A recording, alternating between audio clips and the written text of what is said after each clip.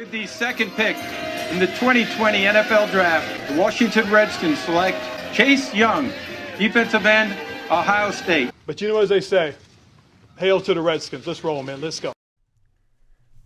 Welcome, all my fellow Redskin brethren and sistren. I am your man and resident Redskins fan, Lou. Thank you for joining me here on the Redskins Report. Even the damn intro won't work. And you know what? That's probably a great microcosm of the day. You know, I've never checked my phone that many times in a single day before.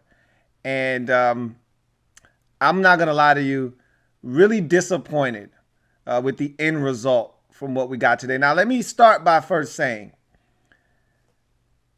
these are people that we're talking about. And I think sometimes, and I've said this before because I myself am guilty of this, we lose sight of that sometimes when we get caught up in someone doing something and wanting them to be entrapped and getting them out of a situation, or wanting someone to fall and don't really care by what means.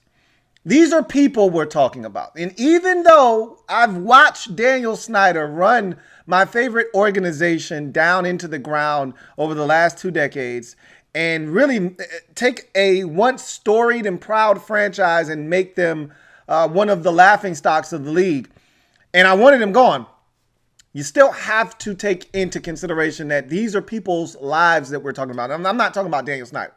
I'm talking about these women that were in this article. You know, one in particular that wasn't afraid to speak up. She was the key voice in that article in the Washington Post. But there were 14 other women that wanted to remain anonymous, whether they had signed some non-disclosure agreement or they just were afraid of backlash, whatever the case may be.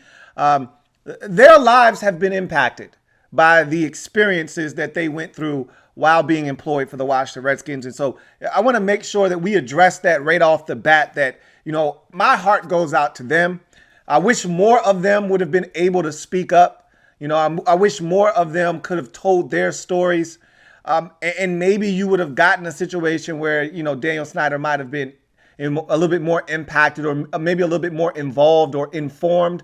But at the end of the day, I felt like this was a huge buildup. And, you know, you'd heard so many people talking about how, you know, there's no way that this story can live up to the hype that we have allowed this thing to build to. And they were right.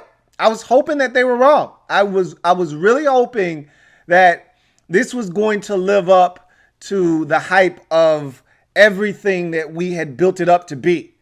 And unfortunately, you know, this is what happens. And I had tweeted this out. JP Finley was talking about how funny it was with some of the stories that were coming out. And I got so many messages from, first of all, let me thank every single one of you guys out there and gals who sent me messages trying to keep me in the loop. Most of them were false. Okay. Most of them had no validity to them whatsoever, but I still wanted to see them. So I appreciate you guys sending me all of those messages. And I looked at every single one of them. And a lot of them, in many cases, I had already seen. But some of those things I hadn't seen. And you exposed me to some things, whether they were true or not true. I always tell you guys on socials, take everything with a grain of salt. And this is what I do. You know, a lot of what I do is I bring the information to you. It's up to you what you do with it. But I appreciate you guys bringing me this information, you know, and I choose to, you know, believe some, you know, toss out the rest. But I take everything with a grain of salt. I understand how socials work. At the end of the day, though, you know, there are a lot of intriguing things that I saw over the last 48 hours or so. And there may be some validity to some of those things. But, you know, we were expecting this explosive, dynamic article that was going to bring down this evil empire. And what we got is essentially what we've always gotten: another punch in the damn face, another black eye on the organization. And this one may ultimately cost us some draft picks, as someone tweeted to me. And they're probably right. At some point, the league's going to step in, slap the Redskins on the wrist. I don't know if them firing all the people. And Larry Michael, he looks like a perv, all these years, I always looked at Larry Michael and I said, there's something off with this guy. He looks like a perv. And yeah, he's a perv. And the Redskins gave him two options. And you want to know why the Redskins, a lot of people said, well, why haven't the Redskins officially announced the retirement of Larry Michael? Why haven't they, sent him off in this grandiose fashion with a nice tweet or some kind of, nice memento on the way out the door? Now you know why. Because he's a perv. And they want nothing to do with him. And they gave him two options. Either you can retire, or we can put two in your dome on the way out and let everybody know that you were fired. You got two options. The other two weren't so lucky. They got fired. They didn't get a chance to retire. Larry Michael has been doing it for long enough that he was allowed to retire. The other two, no, not so much. But at the end of the day, he was just as guilty as the other two and probably should have been fired and not allowed to retire. But that's nor here nor there. At the end of the day, we were looking for this big bombshell that was going to blow this entire thing up, leave it in shambles, and allow us to start anew. We were going to build this thing from the ground up, like Starship Jefferson. I wanted to build this city. You know what I mean? And I thought nothing was going to stop us now. But I was wrong. It's just another punch in the face. It's another nice piece of leather right into my orbital bone. It'll be sore and swollen and black and blue. And as someone tweeted, the league may step in this time, and they may dock us a couple of draft picks, may fine us a few dollars. And this one's going to sting not just as another public perception, negative hit, but this may ultimately cost us, a third or a fourth round pick, which we can't afford to give up. So this is unfortunate because yesterday, what a difference 24 hours makes, right? I was dressed in all white. I felt reborn again. I felt like this was potentially an opportunity to get a fresh start, a new lease on life, if you will. And unfortunately, I don't think what that article produced is going to be enough to get Daniel Snyder out of here. It's just not. There wasn't any implication of him knowing what was going on. And look, trust me, he knew what the hell was going on. He turned a blind eye to it. But at the end of the day, all he has to do is just play naive and play stupid. I didn't know. And there was no implications. No one could actually say, hey, I went to Daniel Snyder personally and told him that this was going on. There was a little bit of, hey, Bruce Allen had to know. He was sitting 20 feet away when all of this was going on, but he didn't do anything. He would see me crying all the time. But Bruce isn't any longer with the organization. So Dan is pretty much in the clear here in terms of getting ousted. And I know the climate that we're in.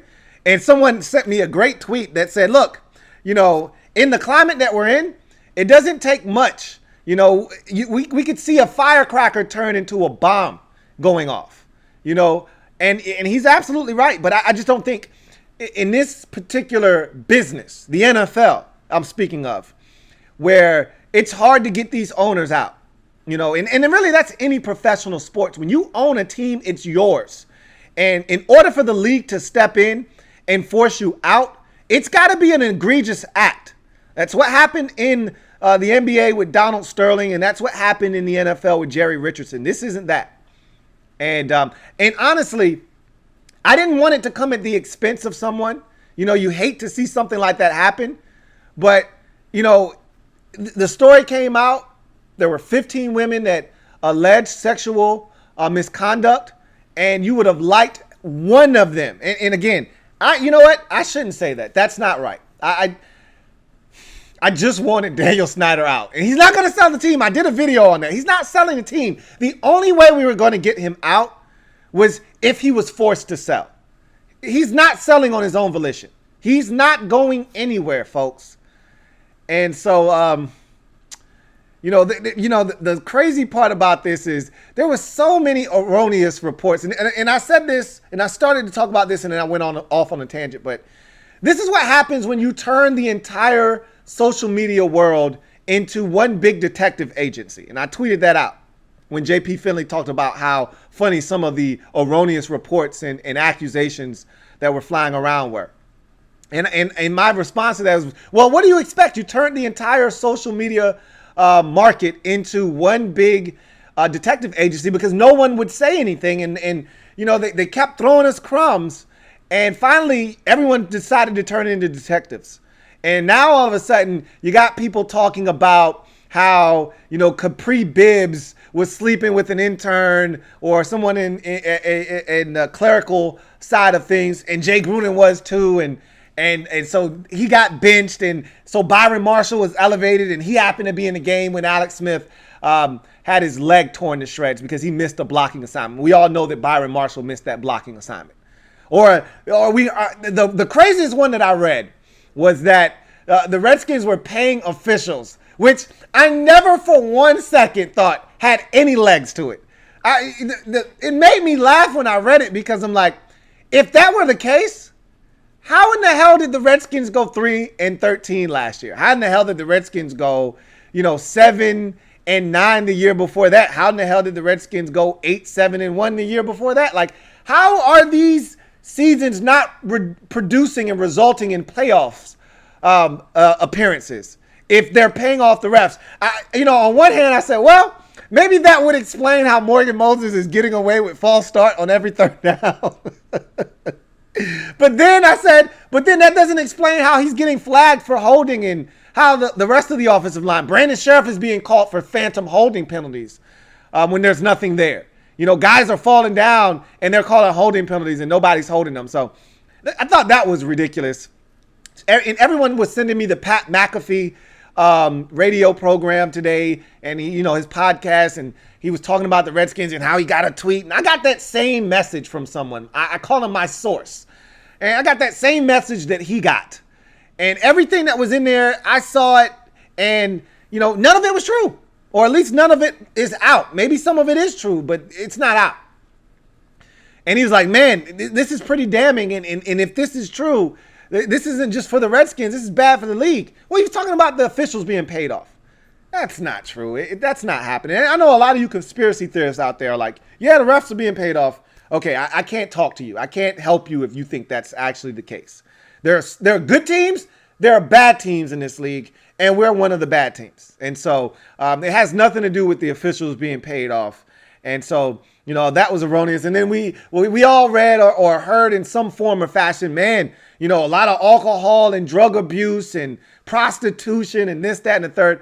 All of that is unfounded, and I told you a lot of that, the things that we were reading and things that were out there, just make sure you put if in front of it, because we didn't know if any of that stuff was true. And as of right now, none of it has any foundation or basis of which to stand on. And so, again, everything I read in that article was disgusting and vile, but it's not enough. The guys that were really implicated have all been really cost. All of them have been penalized. They've all lost their jobs in some form or fashion, and they may all be blackballed. But, it's a good old boys club, so they'll let it blow over for about a year or two, and then they'll probably be employed by someone down the line. But, they're not with this organization anymore. But nothing in that article implicated Daniel Snyder and had him involved in any of this, and no one implicated him in knowing that this was going on. We all know he knew what was happening, and it happened under his watchful eye. However, there's no proof, and that's what at the end of the day matters. You have to be able to prove that Daniel Snyder had some hand in this, or at least was aware of what was going on. And at the end of the day, none of that seems to be the case. So for as much as we thought we had a shot, I got on this live stream and it felt like the losses in the playoffs the last two times. I got up here and I felt like, we just lost to the Packers in 2015, or we just lost to the Seahawks in 2012. That's what this felt like. It felt like we were up big. Yesterday, this time, we were up big early, and we felt good. And you were like, man, we're actually going to advance to the divisional round here. There could be some real traction for Daniel Snyder to get the hell up out of here. And then before you knew it, you blinked twice and we were down big and we were ultimately sent packing and out of the playoffs. And, that's what happened here. We were up big early. We felt good. And then eventually the article came out and we lost. We didn't win anything. And so shame on us, for thinking that we could pull one over on old Danny boy, he's too slick for that, and I talked to somebody earlier and I was saying, look, he's got money and he's got lawyers. This is what you have those for. And he's going to put them to good use. And he's already done that. He's already saved face by hiring one of the most powerful attorneys in the area. And allegedly she's coming in to do a full evaluation on the organization and its culture. Man, get the hell out of here. He hired her to pretty much say, hey, we're doing something about this. He's saving face. He's trying to already show everyone that, hey, we're proactive in this situation. We fired the guys. As soon as we got wind of this, we fired these guys. And we're bringing in someone to make sure that this never happens again. Right, Dan? Right. So, another black eye, another stain on this already stained and defaced organization. But if there's one silver lining in all of this is that Ron Rivera was hired by Daniel Snyder to come in with a coach-centric approach, and now he's going to continue on that path. Whatever this path may be and wherever it may take us, he's going to get that opportunity. And as we talked about yesterday, with another ownership group coming in, potentially he may have had a shorter leash. Now he's going to continue on, and we like the direction that he has this program going in, even though we haven't seen anything yet. It just feels different. And so at least we'll get to see it play itself out. But, because Daniel Snyder is still here, in the back of your mind, if you're a Redskins fan that has seen the carnage that Daniel Snyder has created over his 20-year run as Redskins owner, that more likely than not, it's going to end in Ron Rivera failing epically and him being smeared on the way out and us having to start all over again. This is how it usually goes. So I'm going to remain optimistic, as optimistic as I can. I tell you this all the time, cautiously optimistic is what I'm going to be. But we'll see what happens. At the end of the day, this isn't enough to get Daniel Snyder out. And I think a lot of us were hoping that, hell, if you're going to go through another scandal and allegations and being drugged through the mud, at least you want to come out of this thing with some kind of prize at the end. And that prize was going to be maybe Daniel Snyder being forced to sell the team. Not happening. We're just settle for being drugged through the mud yet again and punched in the face with another black eye.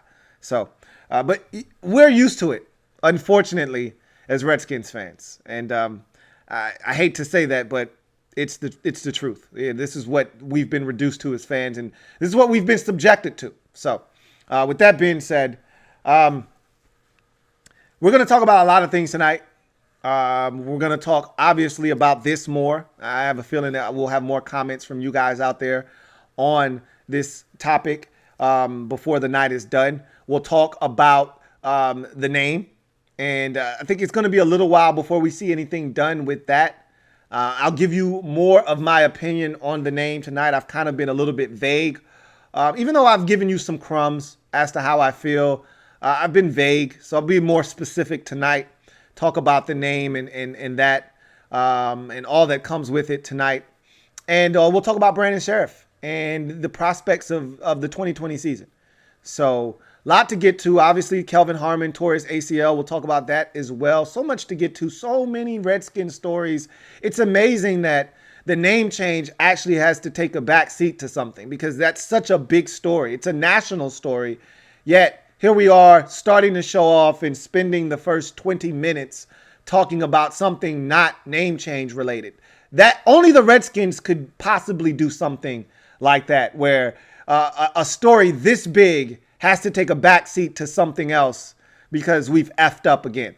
But that's essentially what we've become over the last 2 decades under Daniel Snyder. So with that being said, let's get to the comment section. And I thank you guys for joining me tonight. It's been a whirlwind these last couple of days.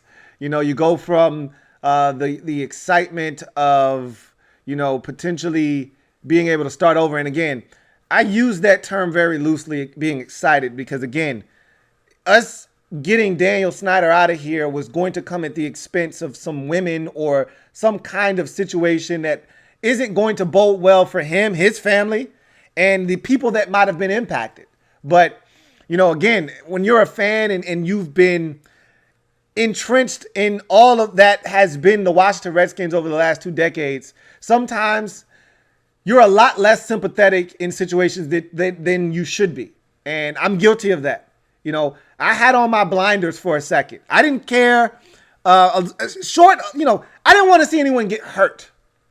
But if it already happened and there was nothing we could do about it, at least let it be something that got Daniel Snyder the hell out of here. But at the same time, I don't want his family suffering. They didn't do anything wrong. You know, like, I don't wish any ill will on Daniel Snyder. I just don't want him to own my favorite football team. It's really simple. I don't wish any ill will on anybody. I don't wish any ill will on Daniel Snyder. I don't want him wrapped up in allegations of sexual assault or drug abuse or alcohol addiction or any of that stuff. That's not what I'm looking for. I just don't want him to own my favorite football team. I don't want him to own the thing that has brought me so much joy throughout my life, because he's destroying it. So let me clarify that. Like, I don't want Daniel Snyder's family to have to go through turmoil, all right, and to go through drama and to be drugged through the mud. Tanya Snyder hasn't done anything to anyone. Like, I don't want her having to be going through situations that cause her anguish. That's not what I'm looking for. I just don't want Daniel Snyder to own the team. And the only way he's going to sell is if he's forced to sell. That's the problem that I have. And the minority owners at one point tried to force him out. They tried to force a sale.